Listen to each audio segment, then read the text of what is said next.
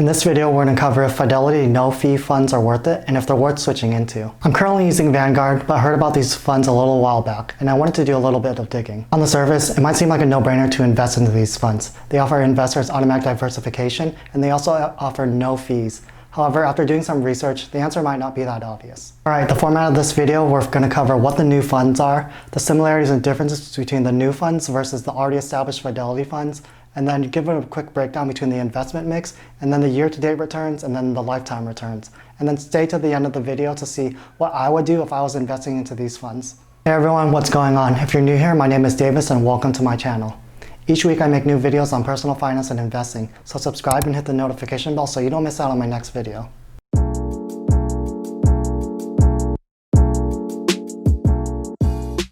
The Fidelity Zero Fee Funds were introduced in the summer of 2018. These funds are an easy way to get started investing in index funds with no fees and no minimums. These funds are likely offered as a loss leader, which means that Fidelity doesn't expect to make any kind of money directly off of these funds. Disclaimer, I'm not a financial advisor. This video is for entertainment purposes only, so please consult with a financial professional and then always do your own due diligence before any kind of investing. The main benefit and selling point of these funds are that they have no fees, as it'll cost you nothing to do any kind of investing. Another benefit of these funds is you can get a similar investment mix as Fidelity's main and more established index funds. The third benefit of these funds is, since there's no minimum, you can get started with as little as $1.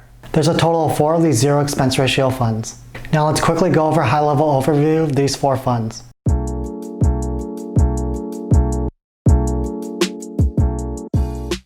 The first one is the Fidelity Zero Total Market Index Fund, that's FZROX. There's a total of 2,466 companies within this fund, as the goal of this fund is to try to invest in a broad range of US stocks to try to capture the whole market. The fund has a mix of small cap, mid cap, and large cap companies. The stocks in this fund range as companies as large as Apple and Amazon all the way to companies as small as Funko. Yes, that Funko. The returns for this fund since its start has been around 12%. 12% seems very good given the average return of the S&P 500 is between 7 and 8%, but stay to the end of the video to see if this is actually the best fund you can get.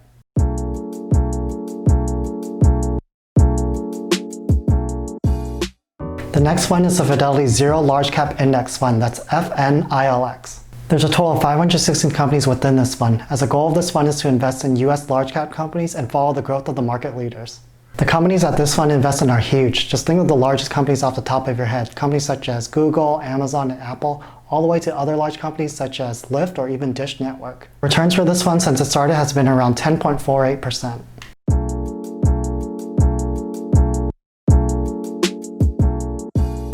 The third fund of this group is the Fidelity Zero Extended Market Index Fund, that's FZIPX. There's a total of 1,952 companies within this fund, as the goal of this fund is to invest in US small cap and mid cap companies. The companies that this fund invests in are not as large as the previous 2 funds. They range in companies as size as Etsy, Express, Vera Bradley, and then all the way down to GameStop. Returns for this fund since it started has been around negative 1.16%.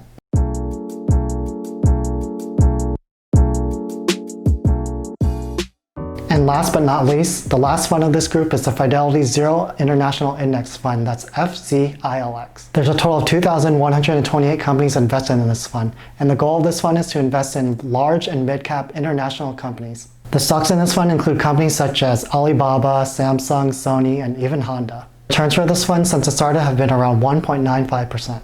Now that you've seen all 4 of the new zero fee funds, the next thing I'm going to cover is the similarities and differences between these new funds versus their already established Fidelity equivalents. That way you can make a better and more informed investing decision.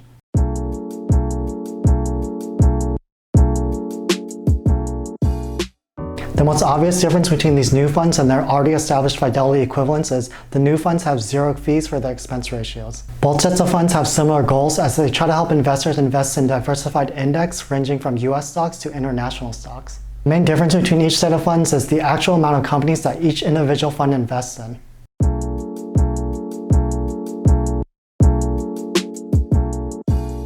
First fund, the Fidelity Zero Total Market Index Fund, FZROX. The established equivalent is the Fidelity Total Market Index Fund, FSKAX. The goal of both funds is to try to invest in the total US stock market. Now let's quickly talk about their differences. FZROX has an expense ratio of 0% compared to FSKAX with an expense ratio of 0.015%. This means that for every $10,000 you invest, you pay just $1.50 in fees. And the main difference for me is FZROX invests in just 2,466 companies compared to FSKAX invests in 3,428 companies. The lifetime return of FZROX is around 12% compared to the lifetime return of FSKAX is around 14%. Since FZROX is still relatively new, let's also look at one-year returns and then year-to-date returns. The one-year return of FZROX is 21.34% compared to 21.2% for FSKAX. The year-to-date return for FZROX is around 1.32% compared to 1.45%.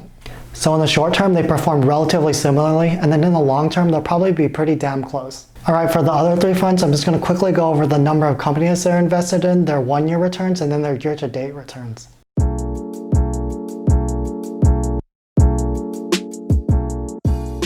Fidelity Zero Large Cap Index Fund. Its established equivalent is the Fidelity 500 Index Fund. Both of the goals of these funds is to invest in the largest US companies. FNILX invests in 516 companies compared to FXAIX invests in 509 companies. FXAIX has an expense ratio of 0.015%, meaning for every $10,000 you invest, you pay just $1.50 in fees. The one-year return of FNILX is 24.14% compared to just 21.92%.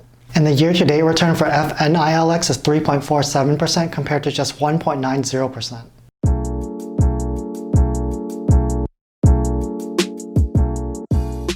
For the third fund, the Fidelity Zero Extended Market Index Fund, its established equivalent is the ticker symbol FSMAX. That's the Fidelity Extended Market Index Fund. The goal of both of these funds is to invest in small and mid-cap US companies. FSMAX has an expense ratio of 0.036%, meaning for every $10,000 you invest, you pay just $3.60 in fees. FZIPX invests in just 1,952 companies compared to 3,130 companies in FSMAX. The one-year return for FZIPX is 4.91% compared to 17.62% for FSMAX. And the current year-to-date returns for FZIPX are negative 6.44% compared to 5.71% for FSMAX. For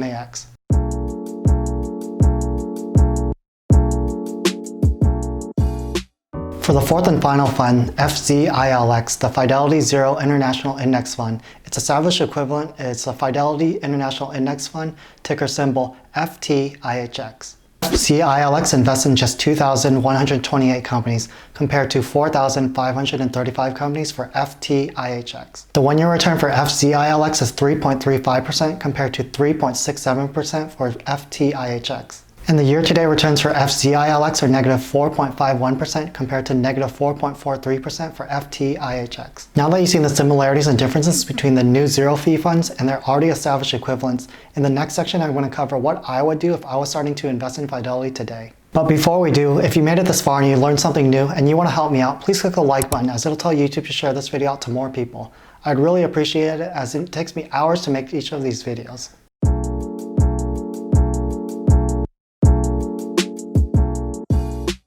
If I was just getting started investing in Fidelity funds today, based on my research, I would invest in the more established Fidelity funds based on three reasons. Although my goal is to save more money and keep more money in my own pocket based on my investments, I would invest in the more established funds because the difference in the fees is negligible. The expense ratios for the more established funds are already so low that it doesn't make that big of a difference. The second reason I would invest in the more established funds is they've just been around longer. All these funds have been around either 1997 or earlier. Last and main reason I would invest in the more established funds is they offer just more diversification because they invest in significantly more companies. With the exception of FNILX, there's just a few different companies there, but overall, for all four funds, it's better to invest in the more established ones. Let me know down in the comments below which funds you're looking to invest in. If you're interested in investing in other Fidelity funds, I previously made a video for the top Fidelity funds to invest in for beginners, which I'll link up above and then down below. Thanks for watching. I'll see you guys next week.